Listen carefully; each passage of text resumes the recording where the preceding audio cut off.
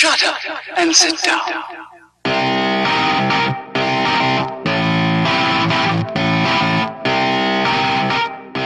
Hey guys, I am Geek Prime, also known as Chris, and we've also got our production geek here, William Sam Quinton, which I always just call him Sam.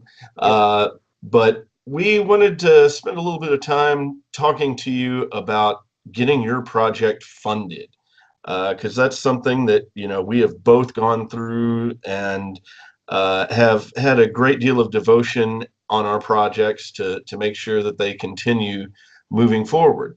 I will say that Sam has had more success in this than I have, but on the other hand, I have not yet ended the project. So you want to go ahead and get started and say how you got your first project off the ground. Okay, so my first project was Tale of the Wizard's Eye, which is an adventure module for the 5th edition game mechanic of a very popular role-playing game. I did not know what I was doing, even though I had researched quite a bit. There were little nuanced things that I didn't understand. But what I did comprehend was that I would need to draw attention to it. Now, the campaign had a little bit of art that I had secured and commissioned from some contributors. And we had that all worked out well in advance, and that's an important part of it. You're going to pay for your art, so don't begrudge that. But ultimately, I'm going to jump in real fast. And how did you pay for that art? Now, some people will actually think that you may have paid advance out of your own pocket. Other people may suggest that you had an agreement with the artist that once everything was funded, you would pay them. So let's get into a little bit on how you did fund the artists. In that particular instance, the artists agreed to get paid after the project was funded, which is not an ideal situation for any party involved, really. But it was sufficient that not only got that first project out there, but it started to build a fan base for that particular type of product. Now, Tale of the Wizard's Eye was, and is, I mean, it's still around, still selling, a really neat concept, and it had a bunch of different art styles by artists no one had ever heard about, from a new game designer, adventure writer that no one had ever heard about.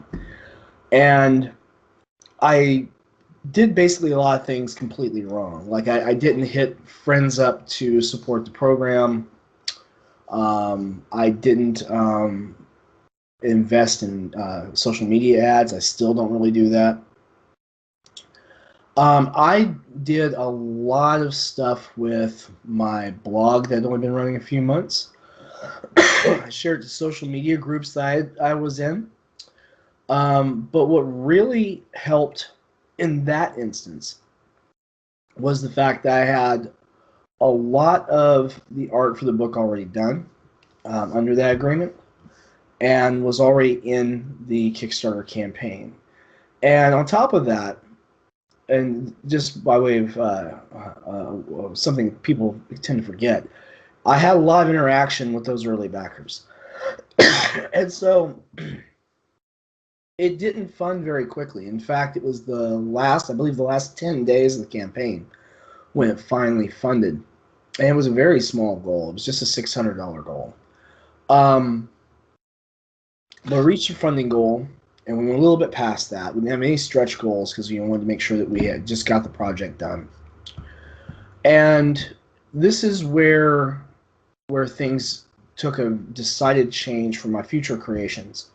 I fulfilled all of my backer rewards very timely. And I've had other stumbling blocks in projects after that, but I think one of the big things is that first core group of backers know from experience that I'm going to fulfill it.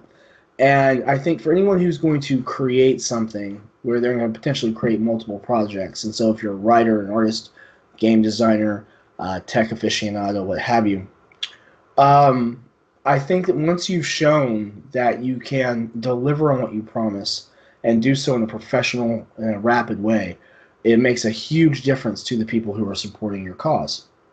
Well, let's take a look here for a moment and investigate everything from the side of somebody's first project.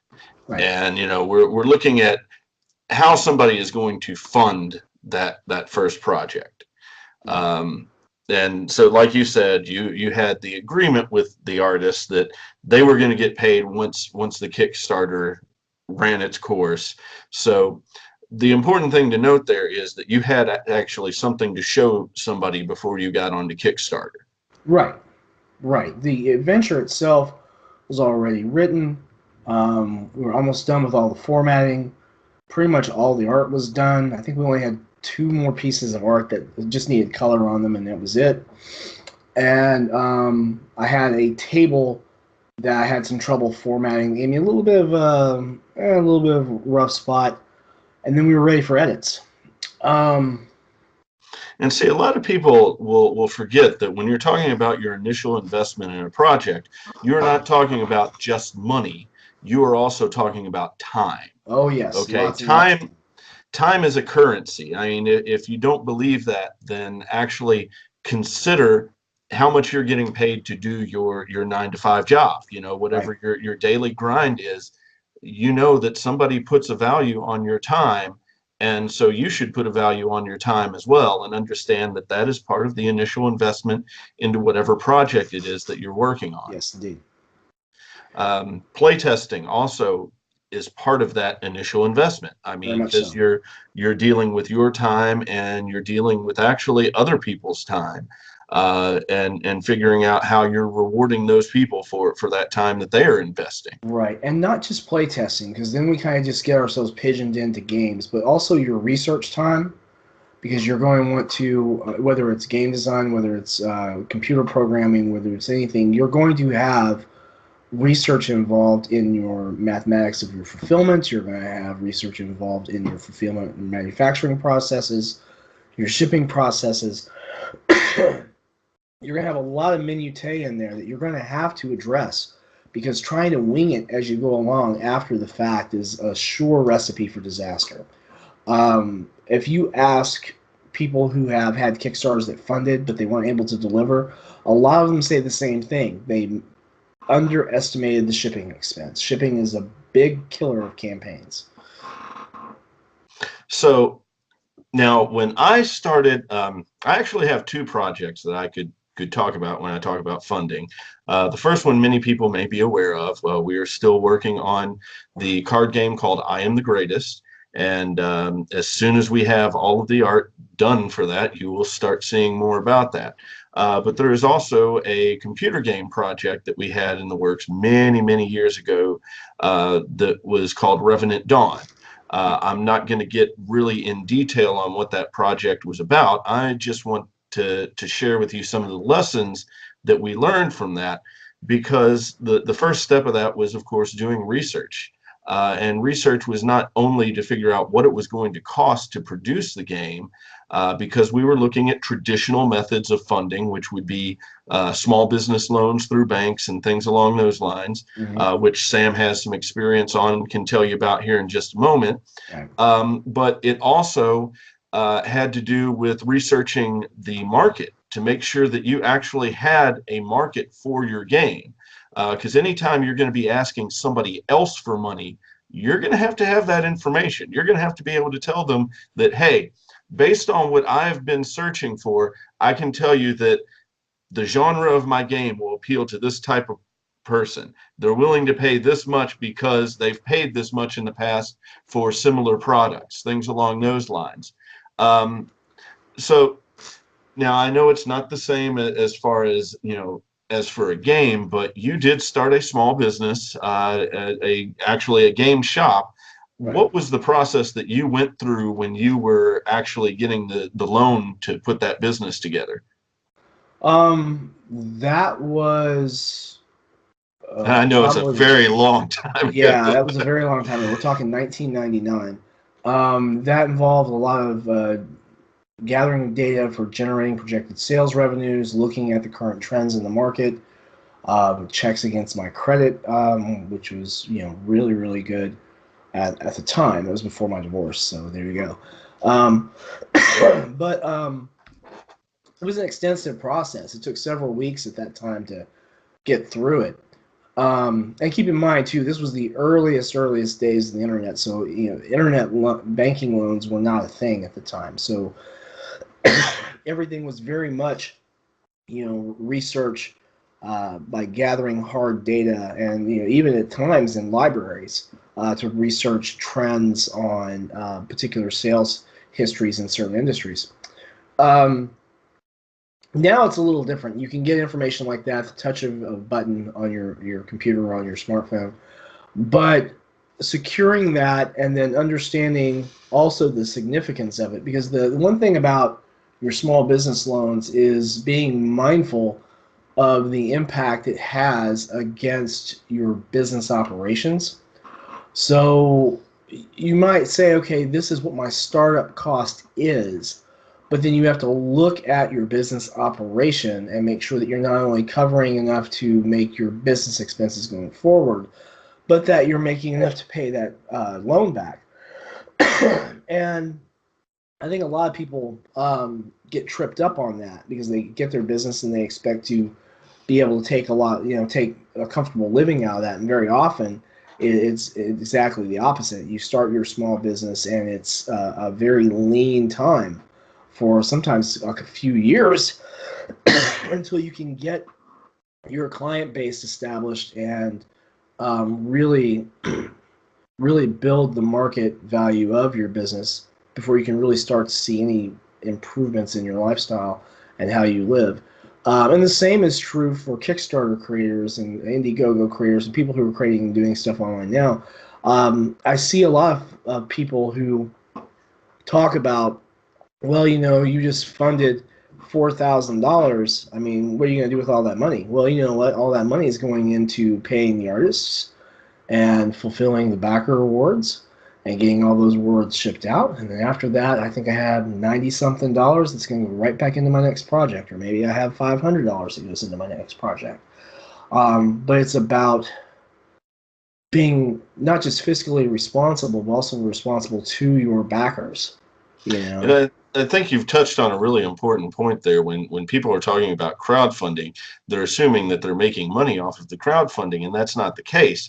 The crowdfunding is just to get your project launched. Right. Okay, your post-crowdfunding sales are where you are actually going to make your money. And you will go anywhere on the internet and talk about Kickstarters that disappointed people, and you will see story after story after story of people who blew through the money and didn't deliver on their promises. And not just Kickstarter, Indiegogo. You had that recent event with GoFundMe with the guy who was homeless and the people who set him up to for a GoFundMe that they then took all the money out of.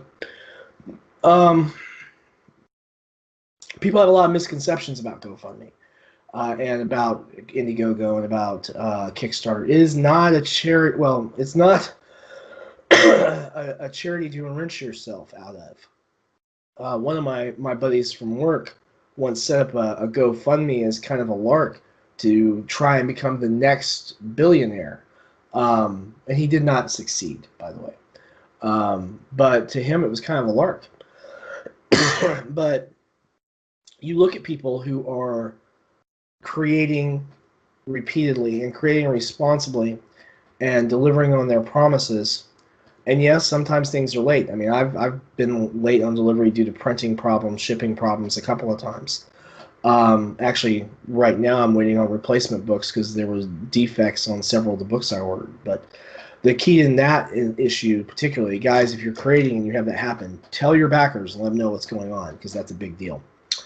But you get it created, you get it out, you market your items afterwards, and that's where you're going to make whatever revenue you have. And so for those of you who are doing tabletop game design, you're going to find that it might look gloriously profitable when you look at big numbers on your campaign, but that doesn't really translate into big numbers in your pocket. It translates into lots of people who are getting your stuff. And if you're making quality merchandise and getting it out to people, they may come back and help with another project. And the value of that is significant. I mean, from people who have invented new types of toothbrushes that were funded through Kickstarter, people who have funded movies on Indiegogo that have done fairly well on the indie circuit, people who have funded comic books on all three of those major platforms or a few others. These are all completely valid. But the thing is, too, is that not all crowdfunding revolves around this campaign style. Because I would also classify sites like Patreon, Drip, and Coffee as sites that, in effect, allow you to crowdfund your artistic endeavors on a more steady, sustainable scale. For example, I run a Drip platform because I was invited to participate in Drip from the Kickstarter guys. And every month I release something, and that is partially funded from my subscribers. And the same is true for the folks at Cobalt Press on their Patreon, where they have many, many people who subscribe to their monthly releases. And it helps to keep the ball rolling, keep your creative energies going. It helps you have that outlet to produce some quality material. And I think it's an invaluable addition to any creator. And you can always go to Patreon and set something up.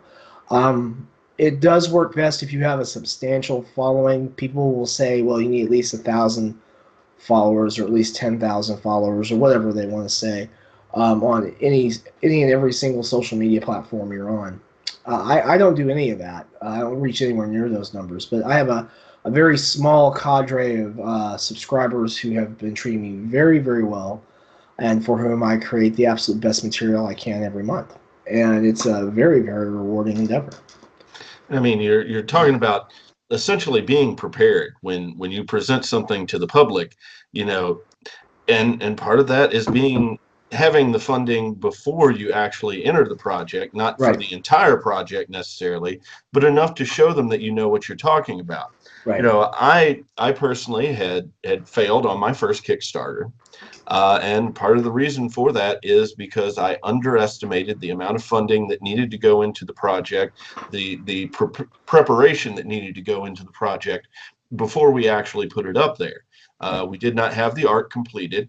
We had a working game. The game works excellent, and we were very happy with the play style. Everybody who played it was very happy with it, but it just didn't have the images to appeal to people. It didn't have the images to reach out and draw you into the project. And so what we have gone and done now is backed up. And, you know, we were looking to Kickstarter to actually fund the art.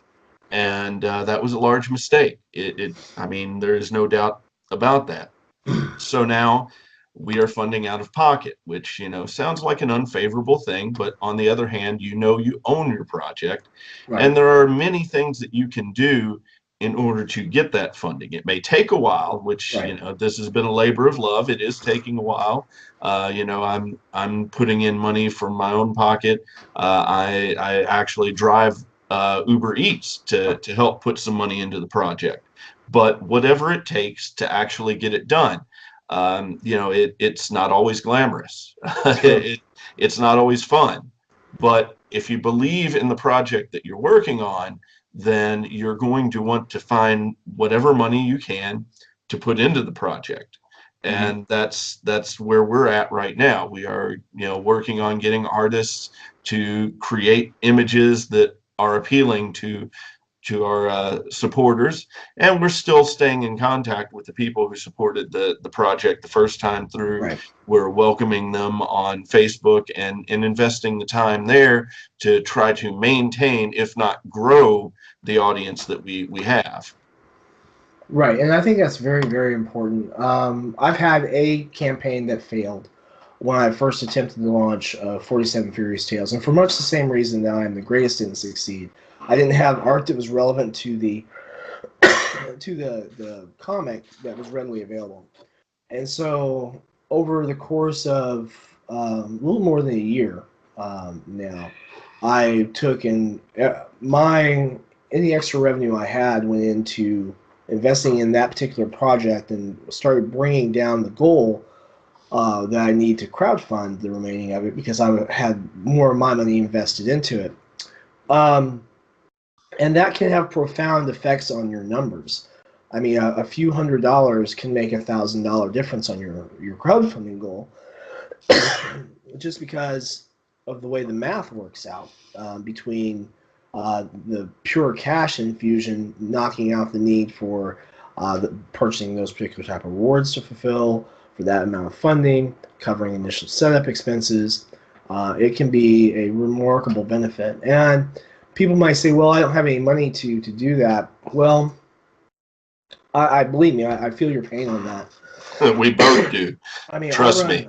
I run a very tight budget every month, and I'm a single father, and it's one of those things where after my household expenses and such are taken care of, if I have a little bit left over, it gets kind of set aside for stuff for me and my children, and then a little bit of that also gets set aside for projects. But if there's something I can do to make a little extra money, then sure.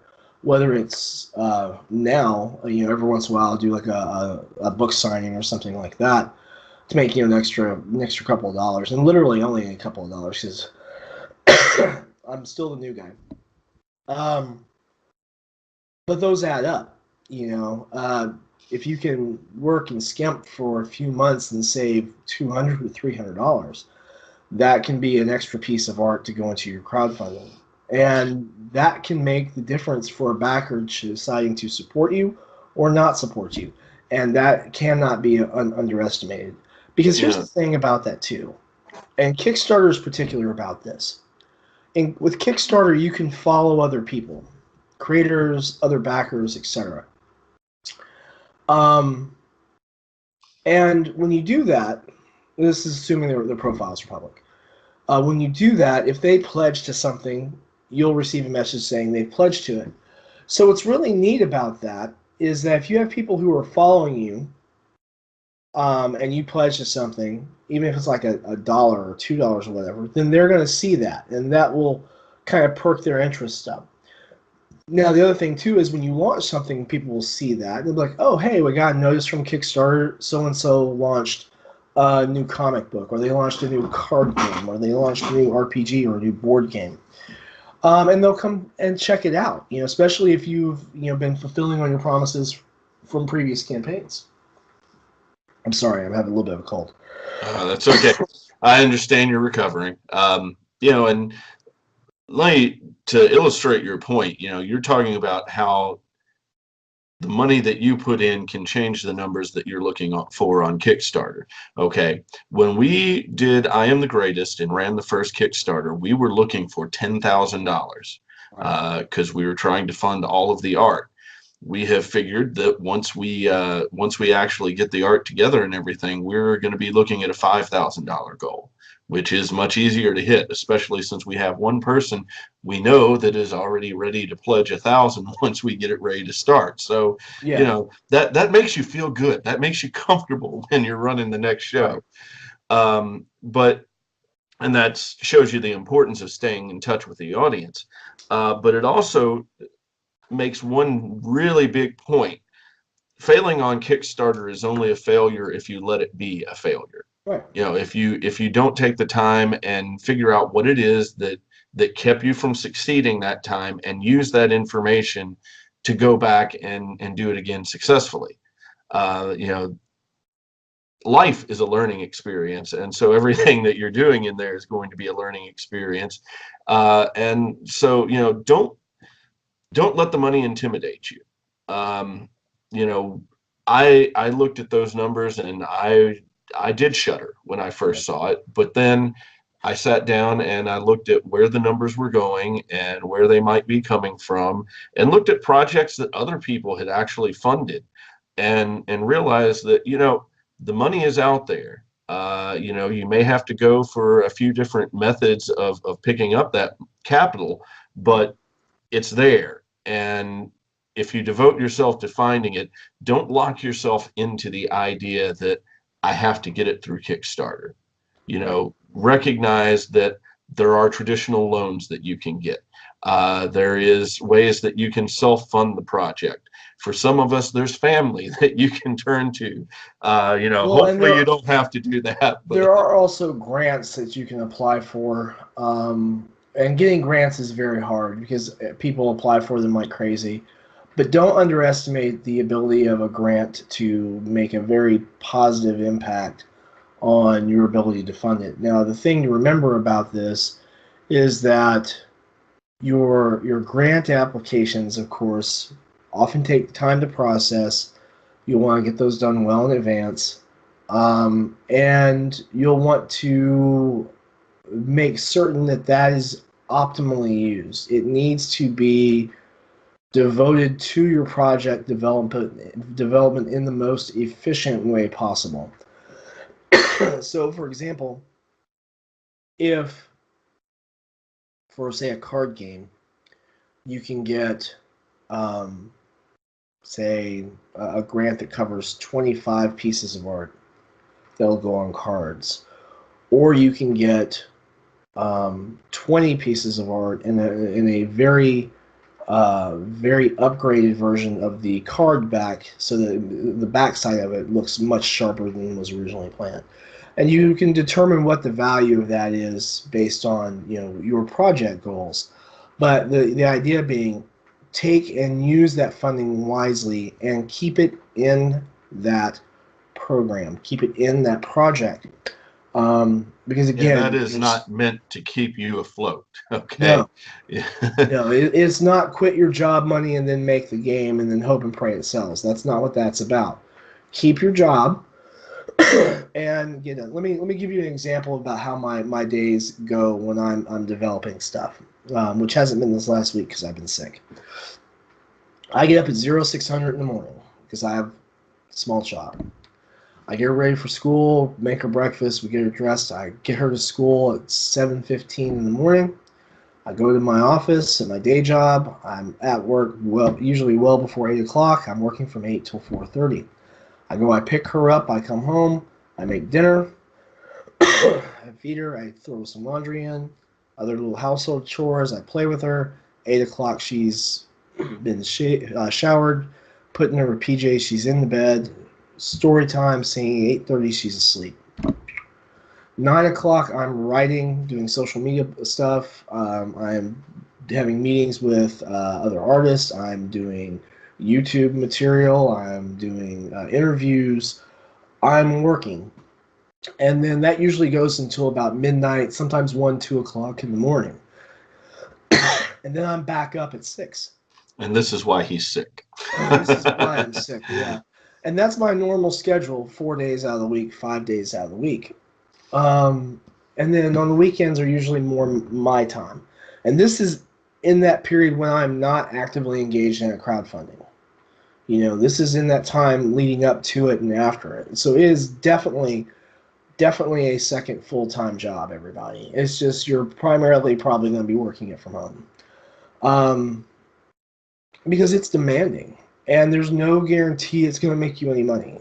But to put this thing to context, in 2018, I released 4 RPG books.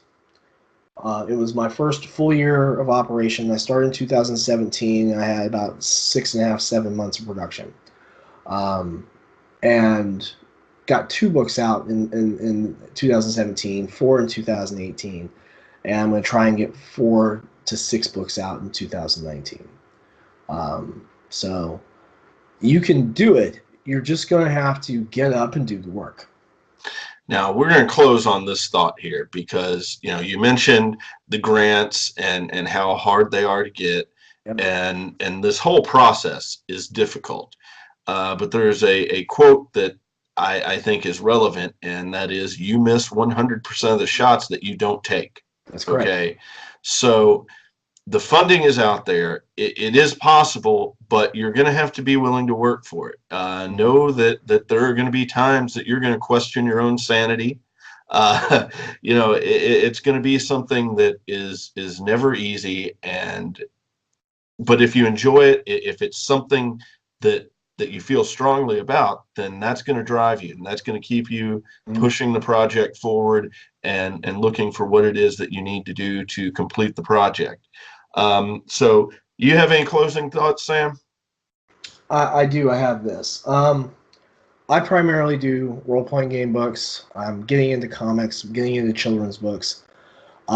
Games are a very big thing on crowdfunding platforms like Indiegogo and Kickstarter. Before you launch into those fields, do your research. If your project doesn't fund, keep doing your research. If it's something you believe in, that you want to create, something you want to make, it's worth the effort. Because I'll tell you, let me get an example. The first time you hold one of the books you've released or one of the games you've made and you see it as a real thing that people are buying and they're telling you what they think about it, whether they love it, hate it, or whatever, people are using your stuff and they're enjoying it, we hope. And that in itself is worth its own endeavor anyway. So don't get lost in the money. Think about the people, think about the lives that you touch, because you can bring a lot of joy to people with the things that you create.